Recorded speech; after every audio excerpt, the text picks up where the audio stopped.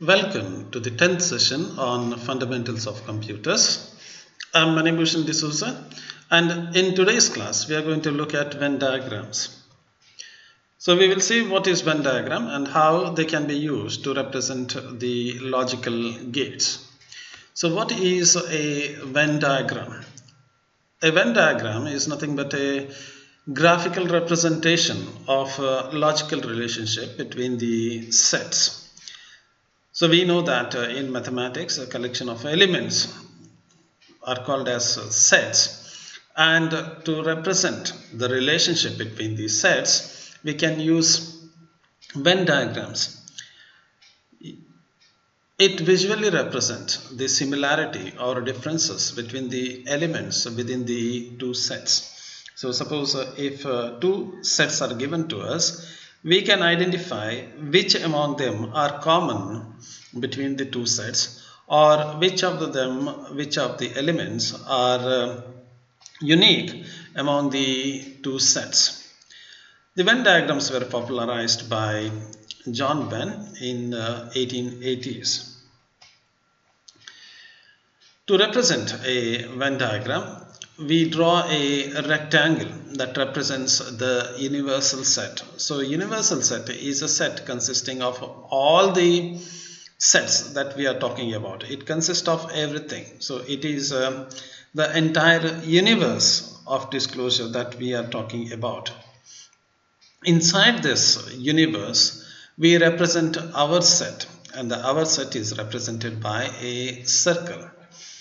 The relationship between the sets are represented by either overlapping the two circles or two or more circles, or intersecting them together, or you can also have a non-intersecting regions of the circles. So let's look at a simple Venn diagram. Now in this case, we have the rectangle that represent the universal set. Remember, universal set is something that consists of everything. That's the entire universe. Within this, we represent our area, that is our circle. So this is the set that we are interested in. So this elements within this set are the one that we are interested in. So this is the elements. So all the points within this particular circle are the elements of this particular set. Now because we are considering this set, we shade them to say that this is the region that we are interested in. Now suppose we have a situation wherein we have the universal set that consists of everything, and we also have the elements of the given set, but we are not interested in any of the elements. We want all the elements outside the given set, and that we know that is a complement of the given set. How do we represent the complement? We shade the outside its circle, that is outside a region of within the outside the circle, to say that we are interested in the elements which are outside the given set. Now we know very well that given set and all the elements outside the given set forms the universal set. So A plus A complement will give you the entire universal set. As I've already told you, the interaction among the sets can be represented by the way in which we place the circles. In other words, how the circles intersect with each other represent the relationship between the sets. There can be three scenarios. Let's look at the first scenario. In the first scenario, we have two sets that is represented here as set A and set B. Now, if the two circles intersect with each other, then we say that there are some elements within this region which are common to both the set, that is the set A, as well as the set B. So there are something which are common to them. Also, there are some things which are unique to one of the sets. For example, all these elements which are not part of the given set over here. So that means this area over here that you see here, this area is the element set of elements that are common to A, but they are not common to both of them, nor they belong to B. In the same way, if you look at this region over here, that is the one that you look at this one, elements within this region are those that belongs to B, but they are not common to A, or they don't belong to both of them. Now we may have a situation wherein both of them do not interact with each other. So this is a scenario wherein A and B do not intersect. So we say that they are mutually exclusive. None of the elements which are there in the set A are common to the set B. So they are mutually exclusive. Whereas in the previous case, we have two elements which are together with each other. For example, if you take, to give you an example, if you take the sugar, sugar is present both in the ice cream as well as in the chocolate. So there is one element called as sugar which belongs to the ice cream, just to give you an example, ice cream, as well as which belong to chocolate. So something that is common to one another. You may have one other scenario wherein, for example, you may have sugar and your laptop, and you know very well there is no relationship between the sugar and laptop, because, or maybe the ice cream and laptop together, they don't have any relationship. So you may have your laptop here and you may have the sugar or the ice cream over here. Both of them, there is nothing common in both of them. So the elements which belongs to one of the set A don't belong to the other set B. Okay. To give you another example over here, now you have a BCA student here and a BSc student.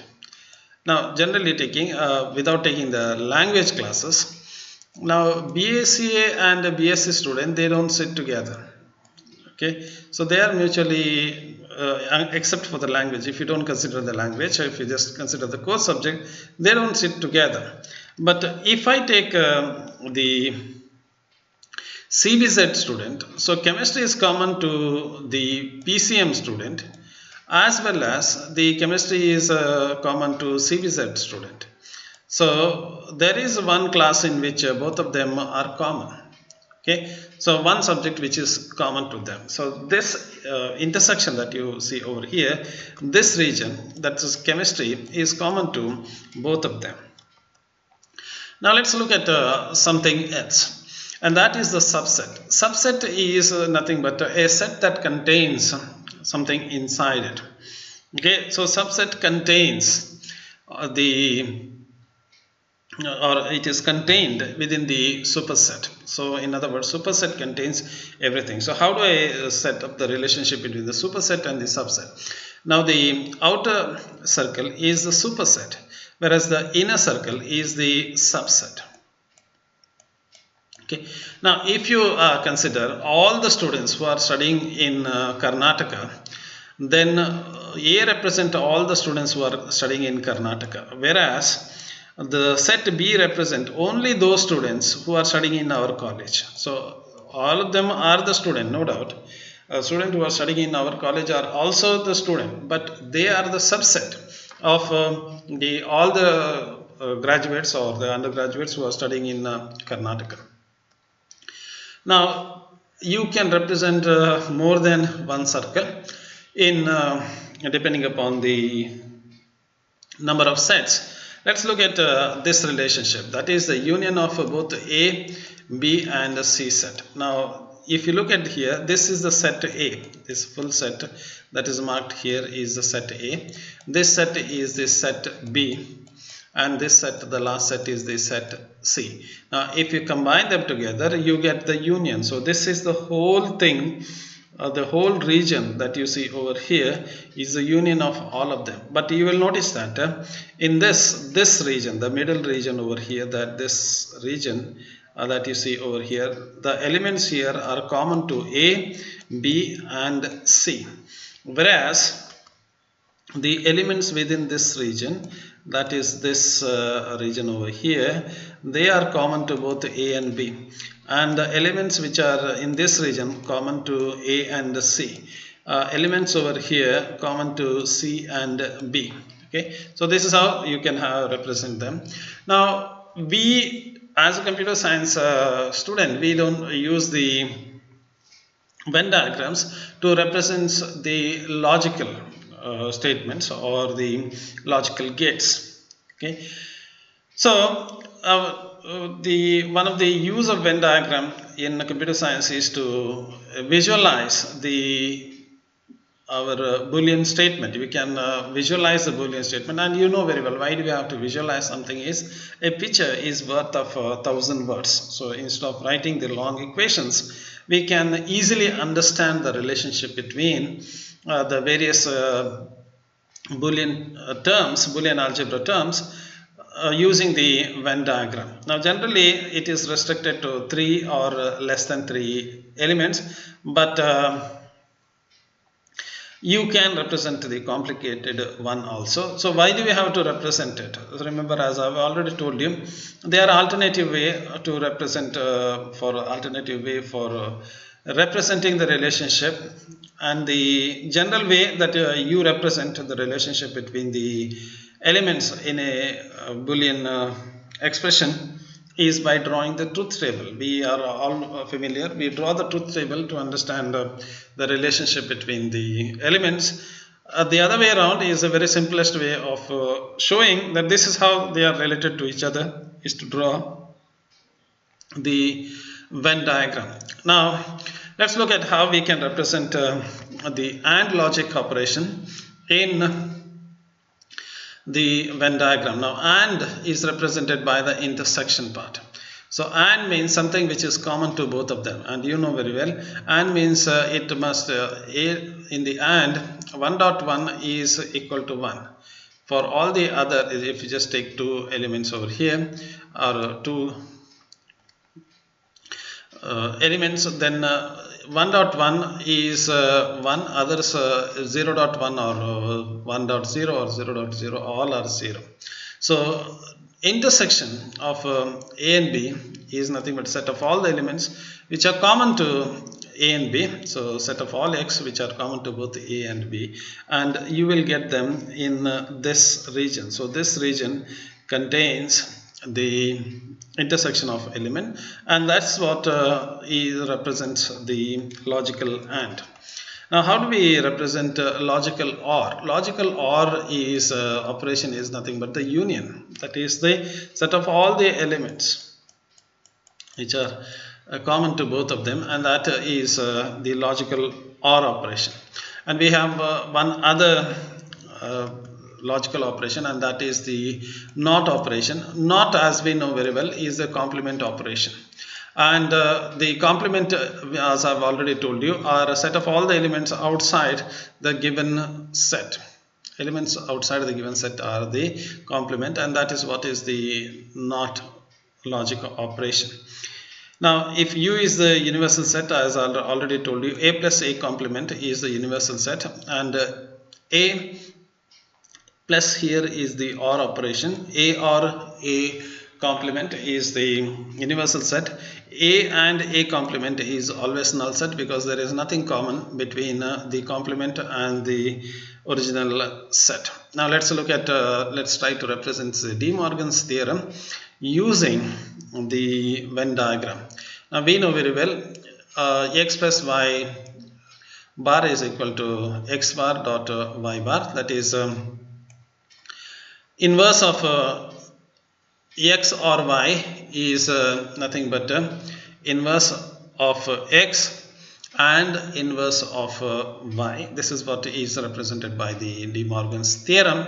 So let's look at that. So let's look at the first the x elements in the set x, which is represented by the shaded circle over here. Element in the set y is represented by the shaded circle here. And if you combine them, that is if you x or y, if you take this x or y, that is the union of them, is going to be this whole set over here. If you invert them, now you have taken the union, which is the entire two circles over here. If you invert them, you will get all the elements outside this region. Okay, so outside this region. So this is the region that is represented by x or y complement. Okay. Now let's take the right hand side. In the right hand side we have the element we have the set x, which is represented by the first circles, the shaded circle, element y, which is represented by them. Inverse of this element, that is a complement of that set x, is all the elements which are outside this x region. Similarly, inverse of y is a set of all the elements outside the y region. And if you add them together, so what's the meaning of saying them add them together is you take these two things together. So outside region, you join them together. So if you join this outside region, so this full outside region, what you get is this region. So this is the outside region, and this region is same as the one that we got previously. That proves that even using the Venn diagram, we can represent the logical operation. That's all in this class. Thank you for your interest. We will meet again in the next class. Thank you.